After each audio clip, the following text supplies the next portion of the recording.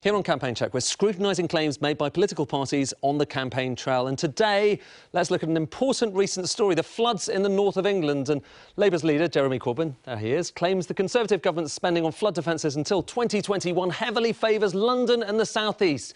But does it? First, let's look at the big picture. And you can see £6 billion has been planned for flood protection schemes in England over the coming years, of which £4.4 billion comes from central government, plus £1.6 billion from local bodies and others. So let's drill into that £4.4 billion and where it's spent. You can see this map. It shows you levels of planned spending per constituency across England. And the darker the area, the more is being spent there. And as you might expect, a lot is being spent in coastal areas. But it's Greenwich and Woolwich, home to the Thames barrier, which gets the most. They can see there are some northern constituencies getting large amounts as well. But back to Labour's claim, is most of the money being spent on London and the south east? This chart breaks that down. Planned spending on flood defences per head by region. And yes, as Labour says, look, it's the south east and then London getting most of the funding, while the north east and West Midlands get the least. But here's the thing. This also includes a special pot of long-term spending till the end of the century on the Thames estuary, which obviously covers London and the south east. Labour was talking about spending to 2021. So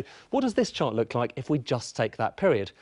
It looks a bit like this. Actually, look, London and the south east aren't the areas getting the most spending. Most spending per head is going to Yorkshire and the Humber, which contains Doncaster and Sheffield, where much of this flooding is actually happening. Then you've got the south east, then the East Midlands, and London coming quite a long way down that ranking. But these regional breakdowns only tell you so much. And the bigger picture is spending across England on flood defences, which looked back in 2010 like it was going higher and higher, has actually weakened quite a lot weaker than many people expected. Austerity did mean less spending than many anticipated on flood defences. But contrary to what Labour has claimed, when you look at truly comparable numbers, it's not altogether obvious that spending was dramatically skewed towards London and the south east.